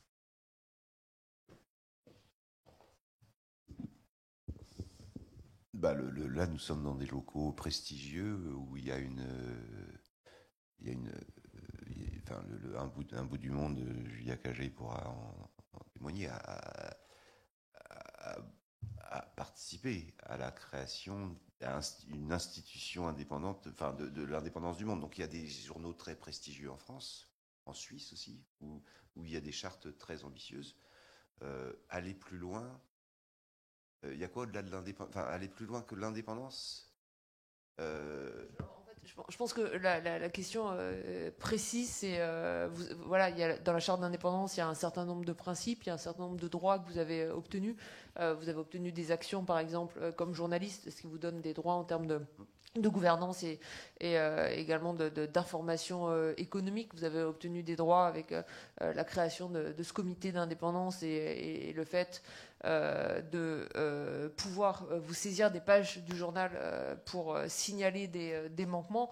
Et potentiellement, on peut, ce qui vous donne un certain nombre de droits supplémentaires qu'il n'y a pas dans d'autres rédactions. Donc il y a des rédactions où il y a énormément de choses. Historiquement, au monde, il y a quand même le pôle d'indépendance qui date de 2010, qui regroupe la société des rédacteurs, les sociétés de rédacteurs des autres titres qui appartiennent au groupe, les sociétés de salariés et la société des lecteurs. Vous avez mentionné Libération, il y a une charte d'indépendance assez intéressante dans un journal comme Les Échos. Donc il y a des choses en plus dans la vôtre et parfois il y a des choses en moins. Tout à l'heure on mentionnait le droit d'agrément, donc je pense que c'est ça la question, c'est-à-dire dans quelle mesure par rapport à ce que vous avez pu lire et ce que vous avez pu benchmarker pour faire la vôtre, vous avez l'impression d'être au même niveau, au-dessus, en dessous, pour le dire simplement. Et puis peut-être c'est aussi une question pour Capucine, dans quelle mesure c'est des discussions qui s'arrêtent avec, on va dire, le numéro 1, ou c'est un processus en cours parce qu'il y a une vraie relation de confiance qui se crée entre l'éditeur d'une part et la rédaction de l'autre, que tous les droits n'ont pas vocation à être arrêtés le 16 juin 2021 et que peut-être il y aura d'autres droits qui pourront être obtenus, que peut-être quand l'actionnariat se sera stabilisé, vous pourrez discuter de faire rentrer des actionnaires lecteurs. Je pense que c'était plutôt ça en fait qui était demandé. Le point, c'est qu'en janvier, rien n'avait commencé. On a commencé en février, donc on est dans un retard permanent sur à peu près tous les sujets. Mais on a déjà fait, je trouve, un vrai point d'étape ici, et ça va être à nous, dans les mois qui viennent, d'imaginer d'aller plus loin dans la relation de confiance qu'on a établie avec l'actionnaire, qui est la base de la relation de confiance clé, qui est celle qu'on établira avec le lecteur qui n'a encore rien vu, puisqu'ils vont recevoir ça le vendredi, samedi ou lundi dans leur boîte aux lettres et mercredi dans les kiosques. Oui, tu disais février, ça a commencé. La Société des journalistes d'Epsilon s'est créée il y a quelques semaines. C'est-à-dire que Hervé a commencé en février, mais pour une grande partie de la rédaction, on a rejoint bien plus tard et on a tout monté en quelques semaines. Donc on est vraiment on essaye d'aller vite parce que c'est important et ça fait partie des fondements du projet. Il me semblait vraiment primordial que ces aspects-là soient définis, construits dès le début et qu'on n'attende pas 6 mois pour le faire. Donc on a été vite, on a essayé d'être le plus efficace possible, mais voilà, c'est encore émergent. Bon, pour faire un peu de comparaison, en général, tout ce qui est charte d'indépendance, les droits nouveaux, c'est des choses qui sont acquises quand il y a des crises. Par exemple, aux Échos, ils ont une charte d'indépendance qui est relativement intéressante et ils ont une participation d'ailleurs des salariés à leur conseil d'administration. C'est quelque chose qui n'était pas dans l'ADN historique des Échos, mais qui a été obtenu au moment du rachat par LVMH. Au Monde, c'est encore différent parce qu'en fait, il y avait un actionnariat salarié et de lecteurs depuis des décennies, mais tout ce qui est création du pôle d'indépendance, ça a été obtenu au moment du rachat par le trio BNP, Berger-Niel-Pigas en 2010. Le droit d'agrément, ça a été obtenu parce qu'il y a eu une crise. Et parce qu'il y a eu l'entrée au capital de manière un peu agressive de Daniel Kretinsky. Et du coup, ce qui est intéressant, je pense, dans le projet d'Epsilon, c'est que c'est pas une réaction à une crise. C'est une base. Et de créer ça sur des bases saines, ça pose une pratique qui est différente. Et ce qu'on n'a pas forcément vu dans la création de nouveaux médias au cours des dernières années. En général, il y a un média qui se crée, il y a des crises et il y a des droits qui sont acquis. Donc là, ça pose des bases extrêmement saines. Et ce qui va être intéressant, c'est justement de voir ensuite potentiellement le processus évolutif. qui va s'améliorer. Comme vous le disiez tout à l'heure, vous n'avez pas encore déposé même les statuts de la SAS. Donc c'est ça qui est extrêmement intéressant. Voilà. Il y a déjà beaucoup de droits qui ont été obtenus. Et puis cette idée d'obtenir des droits hors de période de crise, moi je pense que c'est une manière plus saine de définir l'indépendance du journalisme, même si on ne peut jamais se plaindre d'obtenir des droits quand il y a crise. Mais ça permet de faire les choses dans l'ordre d'une certaine façon. J'allais juste compléter avec au-delà de définir de nouveaux droits. En fait, après, c'est les bases d'une discussion et c'est les bases d'un dialogue. Vous parliez, Julia, des Échos. Moi, je connais très bien, je suis l'ancienne éditrice des Échos. Et en fait, c'est vrai que ça permet de définir un cadre de discussion. Et en réalité, après, c'est une charte qui vit au quotidien et qui permet d'instituer un dialogue avec les rédactions, avec la société des journalistes. Voilà, encore une fois, c'est cette base de confiance qui est absolument indispensable pour définir. Après, si ça nécessite des adaptations, si ça nécessite de définir d'autres choses, on a aujourd'hui une base hyper ouverte entre les actionnaires, la rédaction, et voilà, il sera jamais. On peut toujours faire évoluer les choses, mais encore une fois, c'est surtout donner les éléments pour que les choses puissent vivre, tout simplement. Il faut voir comme d'où la rédaction vient. L'idée, c'est de faire cette conférence d'un point de vue optimiste avec ce qui est nouveau, c'est-à-dire la création d'Epsilon. Il faut voir d'où vient Epsilon et de toute la crise qui s'est faite autour de Science et Vie et du comportement de l'actionnaire Reworld Media, mais pas d'ailleurs qu'avec Science et Vie. C'est-à-dire que ça s'est fait au fur et à mesure du détricotage de l'ensemble des magazines du groupe, que ça a commencé par Biba, puis ensuite par Grazia, puis ensuite par Science et Vie. En général, la manière dont ça se termine, ces histoires-là, malheureusement, c'est d'avoir des journalistes qui étaient journalistes puis qui vont faire autre chose. Voilà. Et d'avoir un peu moins de journalisme et un peu moins d'informations indépendantes et de qualité en France. Parce qu'à chaque fois, en général, malheureusement, quand vous avez des journalistes qui s'élèvent contre des attaques qui sont portées et des coups qui sont portés par les actionnaires. Il suffit de regarder ce qui s'est passé à iTélé au moment de la grève et la transformation en CNews, mais même ce qui se passe encore aujourd'hui à Canal+, et notamment pour le service des sports. Hein. Et il y a d'autres cas dans beaucoup d'autres médias. En général, malheureusement, c'est moins de journalisme à l'arrivée. Et c'était quand même une possibilité sérieuse, malheureusement. Je pense qu'il y avait cette volonté de la rédaction de Science et Vie de plus travailler dans les conditions qui étaient celles qu'imposait Reworld, parce que ça allait contre votre éthique de journaliste. Mais ce qui se passe souvent dans ces cas-là, c'est que vous seriez allé faire autre chose. Je ne sais pas, de l'édition, de l'agriculture, de l'enseignement, mais c'est quand même malheureusement le plus souvent que la manière dont ça finit. Et là, si je ne me trompe pas, l'ensemble de la rédaction qui est partie de Science et Vie, va faire quoi ? Du journalisme indépendant de qualité. Avec Epsilon, sur des bases nouvelles, qui sont toujours perfectibles. Hein. Moi, si je parle avec ma casquette d'un bout du monde, on peut toujours aller plus loin dans la manière dont on écrit les choses et mieux mettre toujours des meilleures protections, mais qui sont quand même des bases saines et qui vont beaucoup plus loin que ce qu'il y avait avant. À Science et Vie, ça c'est sûr, puisqu'il n'y avait rien, d'une part, et puis qui vont quand même beaucoup plus loin que de ce qu'on observe aujourd'hui dans un très grand nombre de médias.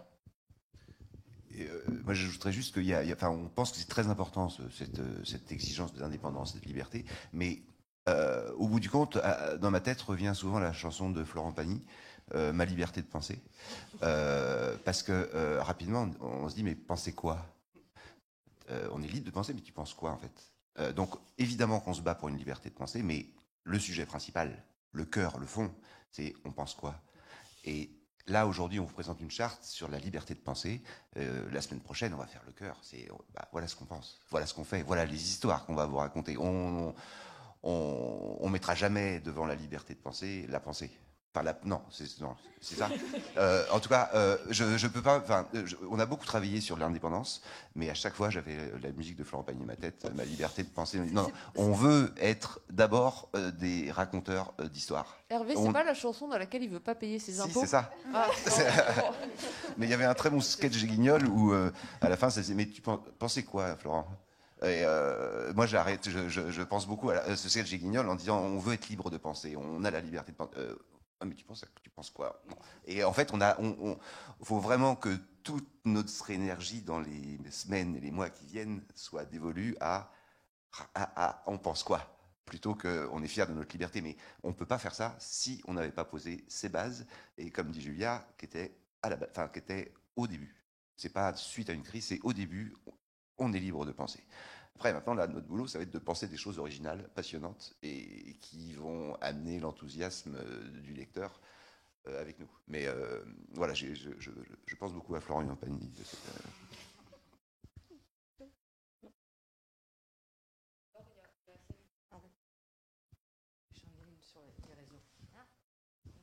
Ah oui, c'est vrai. Moi, j'avais une question pour revenir sur ce que vous disiez, madame, sur la notion de neutralité, mais aussi du consensus scientifique. Je voulais peut-être que vous expliquiez un peu, c'est quoi la différence entre l'indépendance et l'indifférence quand il y a des sujets, notamment comme le réchauffement climatique, l'écologie, qui sont dans beaucoup de médias et dans beaucoup de partis politiques, dans beaucoup de prises de position publiques, qui sont remis en cause, qui remettent en cause le consensus scientifique. Et quand il y a beaucoup de gens qui pensent que la neutralité, c'est sur un plateau de télé de mettre en face un climato-sceptique et un scientifique, et de mettre ces deux avis au même niveau. Comment vous positionnez sur ce genre de sujet? Je cite cela parce que c'est le moins, comment dire, polémique, mais il y a plein d'autres sujets qui sont des sujets de société, mais où la science a beaucoup de choses à dire. Eh bien, merci de poser cette question. Alors, le réchauffement climatique, c'est vraiment un cas emblématique parce que si on présente deux experts sur un même plateau en disant, voilà, quelqu'un qui défend l'idée que la science prouve aujourd'hui qu'il y a une influence de l'homme sur le climat et que le climat est en train de se dérégler, et quelqu'un d'autre qui soutient le contraire, qui dit que la nature a toujours été comme ça, etc., on introduit un biais. Parce que ces deux personnes, ce sont deux personnes, mais l'une représente moins de 1% des scientifiques et l'autre représente 99% des scientifiques. Donc il faudrait inviter 99 personnes qui parlent d'une certaine manière et une personne qui parle d'une autre manière. Et là, ce serait représentatif. Donc faire ça, c'est pas déontologique au point de vue journalistique. Et donc évidemment, ça c'est la base, c'est pas quelque chose qu'on revendique puisque c'est disons, la base de la déontologie du journalisme que de faire ça. Donc oui, évidemment, on n'entend pas faire de fautes de ce type-là. Après, il y a des questions de société qui sont plus complexes, qui dérivent aussi du pouvoir économique et du pouvoir politique. Quelle orientation on veut donner à une société? Et ça, c'est pas à nous de le décider. De décider à quel endroit un État doit mettre ses billes plutôt qu'un autre. Quand on fait nos enquêtes, on essaye de donner les résultats, d'expliquer les problèmes de telle ou telle approche et de le faire en toute honnêteté. Voilà, c'est aussi simple que ça. La neutralité n'est pas une notion journalistique. L'objectivité en est une. C'est-à-dire qu'on n'a pas à être neutre, on n'a pas à être impartial, même on a à être objectif, sincère, fiable. Donc il faut juste que ce qu'on dise vienne du fond de notre travail et du fond de notre sincérité.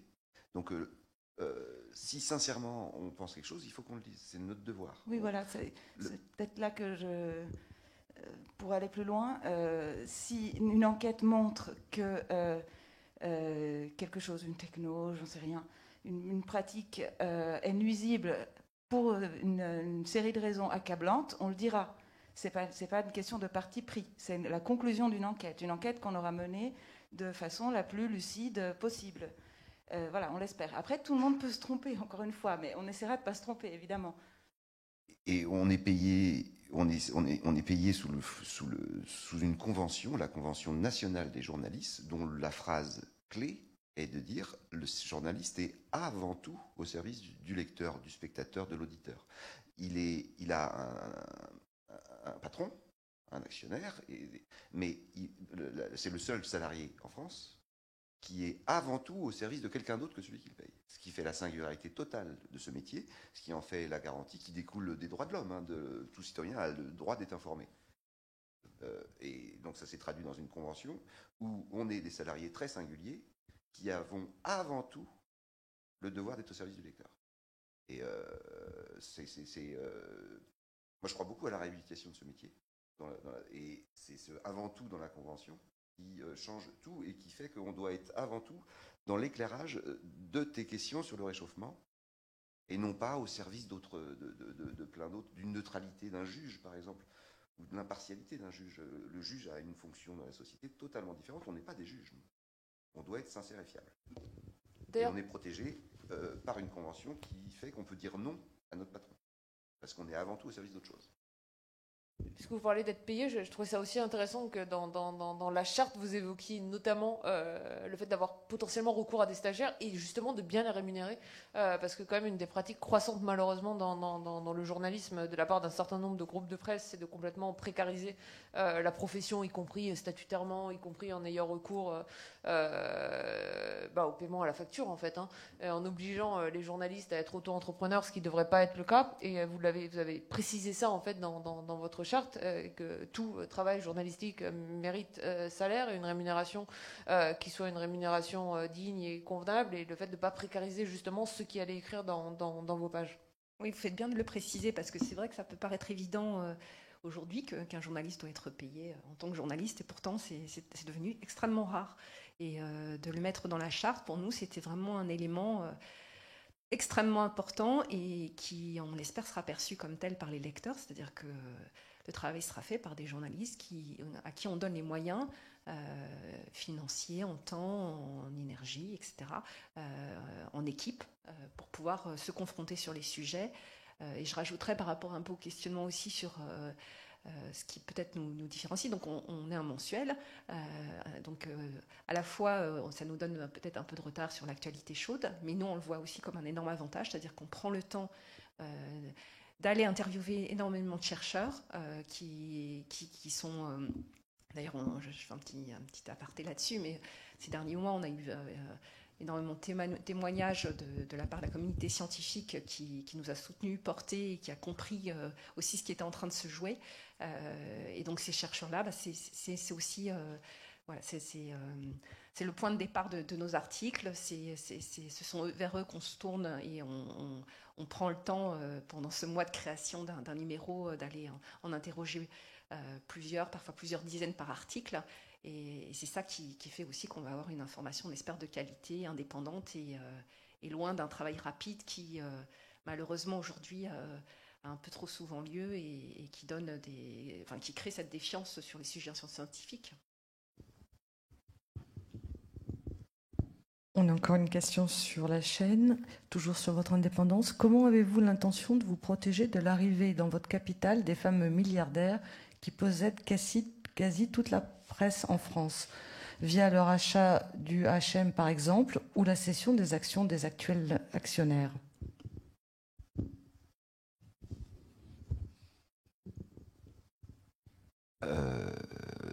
Non, mais on ne veut pas se protéger des milliardaires. On veut juste avoir les garanties. On veut se protéger des actes. On ne veut pas se protéger des personnalités. Il est probable que dans 70 ans, l'actionnaire ne sera plus Emmanuel Mounier et qu'on ne sera plus dedans. Mais on veut juste que les actions d'un milliardaire... Enfin, les milliardaires ne sont pas autant... Enfin, pourquoi pas, mais il faut juste qu'ils soient dans le respect de la charte et dans le respect du lecteur. Mais on veut pas faire des procès d'intention et du délit de sale gueule à qui que ce soit. Donc que quelqu'un de très riche. Mais nous, on pense qu'on veut pas de mécène. Ça a été la base du projet. On veut pas de mécène. On veut pas être soutenu par des institutions. On veut que notre seule source soit le lecteur. C'est notre seul. On cherche pas de soutien en fait. Là, la campagne de préabonnement pouvait faire penser qu'on cherchait des soutiens. Parce que c'est une action presque citoyenne, politique. Certes, en partie, mais non. On veut des lecteurs passionnés, et on veut qu'ils se disent « je suis prêt à payer ». On pense que l'information, c'est comme la malbouffe. Les gens savent que c'est une question d'hygiène de manger bien. Les gens, aujourd'hui, je pense, savent que c'est une question d'hygiène de s'informer bien. Et que le cerveau est peut-être un organe encore plus fragile que le ventre. Et que ça coûte un peu cher de manger bien, de le manger sainement. Mais les gens savent que c'est une question de santé. C'est une question de santé, de salubrité et d'hygiène, de s'informer clairement, et ça a un coût. pas si élevé que ça non plus. Mais si on pense que s'informer bien, c'est gratuit, on va vers une malinformation et une malbouffe. Les gens enfin voilà, je pense que la mentalité des gens a beaucoup évolué depuis ce raz-de-marée au début des années 2000 avec l'arrivée de l'information gratuite. Je pense qu'on est en train de changer totalement de face avec un retour de l'information faite à la main, faite à la maison, pas industrialisée avec des mauvais produits dedans qui mettent à mal la santé. Donc je pense que les gens veulent payer maintenant aujourd'hui de l'information si elle est bien sourcée, si elle va pas faire mal aux têtes, pas faire mal à la tête, quoi. Donc c'est une question d'hygiène. Et je pense que cette question d'hygiène, et les lecteurs en ont plus que jamais conscience, et ça ne fait que monter. Donc ils vont de plus en plus avoir envie de payer. Le modèle qui... tout le monde se souvient des excellentes séries dans les années 60, 70, 80 qu'on voyait sur les grandes chaînes gratuites financées par la publicité.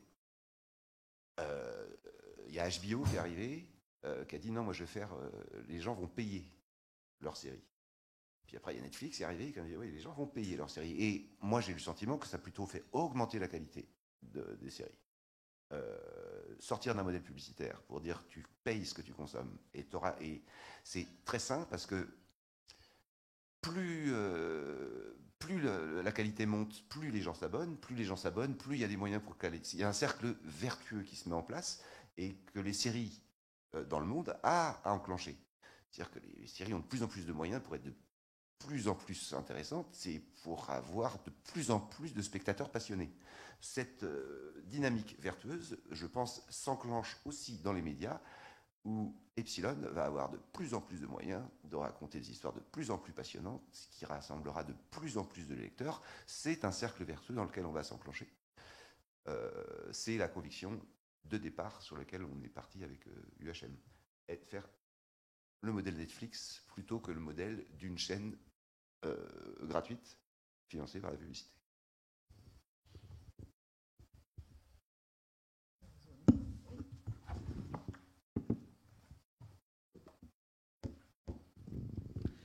Bonjour, Romain Collat. J'avais une question sur le comité d'indépendance éditoriale et notamment sur le choix de la personnalité qualifiée qui est fait donc d'un commun accord. Est-ce que c'est pas une source de conflit ou ça peut pas être une source de conflit sur le choix justement de cette personnalité? Et ma deuxième question, c'est pour Unique Héritage Média, savoir si ça donne des idées pour étendre en tout cas faire une autre charte éditoriale pour les autres magazines. Merci. Alors, je réponds peut-être sur la première question. Cette personne tierce, effectivement, on a commencé à en discuter, à y réfléchir. Ça ne va pas être un choix simple, vous avez tout à fait raison. Je reviens sur l'idée principale qui est de dire que c'est une personne qui s'intéressera à Epsilon, à l'information scientifique et pas aux droits, aux envies des uns et des autres.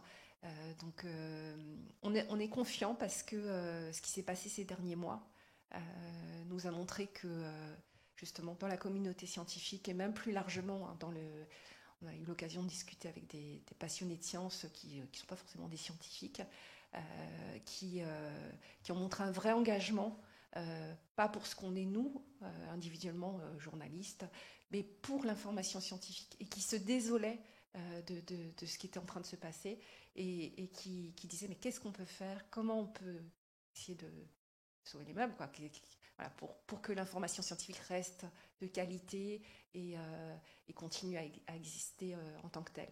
Et donc, ces échanges-là nous font dire qu'on n'aura pas de mal à trouver un interlocuteur. Là, on ne peut pas vous donner son nom parce qu'encore une fois, tout ça s'est décidé vraiment très très vite. Il y a déjà on a des noms en tête, hein, mais il faut qu'on en discute et qu'on se mette d'accord. On se donne 6 mois pour ça. Mais je pense que ça va être fait rapidement et on n'aura pas besoin des 6 mois en question.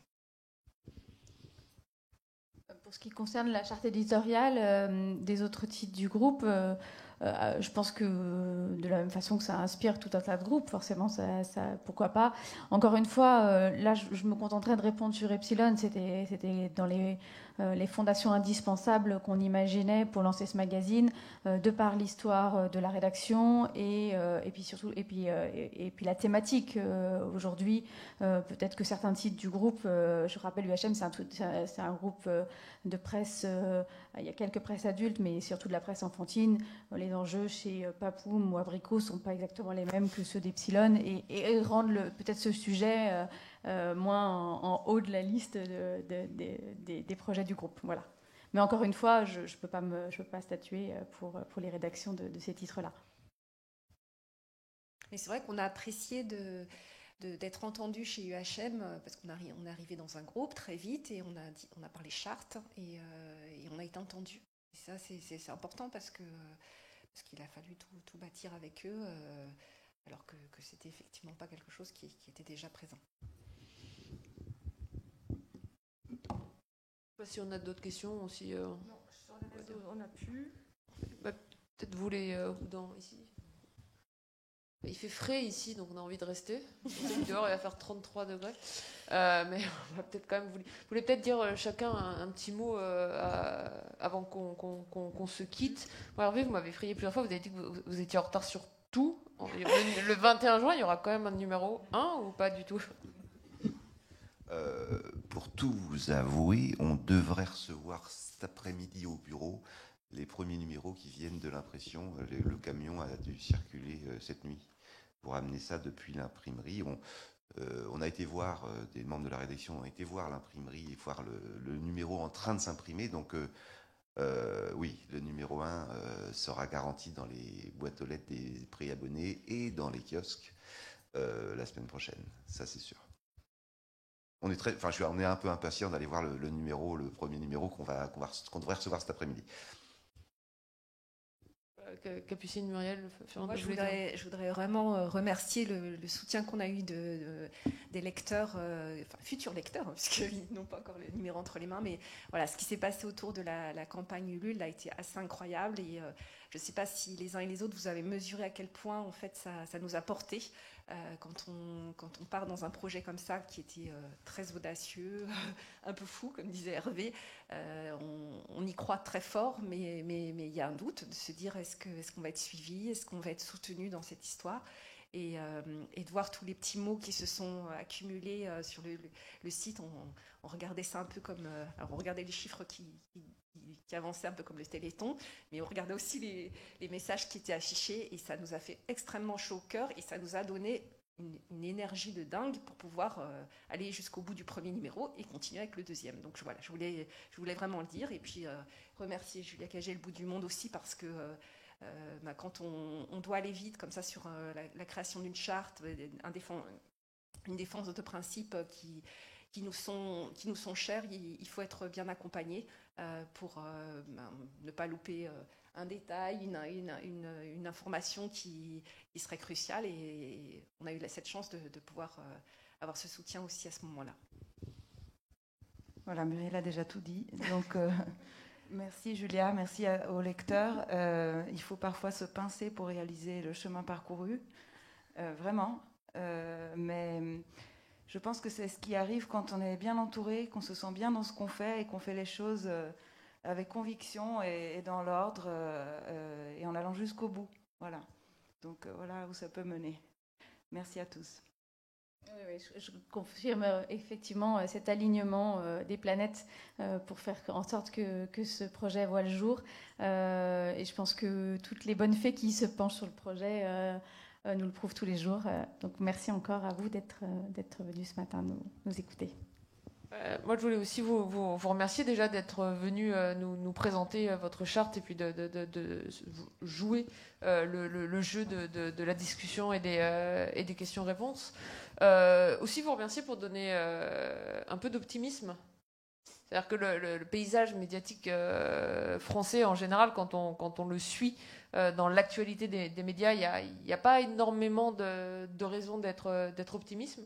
Et quand on regardait ce qui se passait au mois ces derniers mois autour de Reworld, il n'y avait pas beaucoup de raisons d'être optimiste. Et alors vous nous donnez une raison d'y croire, et je pense que ça fait beaucoup de bien, y compris aux plus jeunes, les étudiants en journalisme, ceux qui se rêvent d'être journalistes, qu'on peut créer de nouveaux médias, qu'on peut se sortir d'une crise pour faire mieux, qu'on peut le faire avec une charte d'indépendance. indépendance. Donc ça paraît vraiment extrêmement important et ça fait du bien d'avoir des bonnes nouvelles de temps en temps. Donc merci de porter ces bonnes nouvelles-là. Je peux vous remercier pour le premier numéro parce que je n'ai pas encore lu. Je vais devoir attendre encore un petit peu, mais bon, je suis impatiente d'en apprendre beaucoup.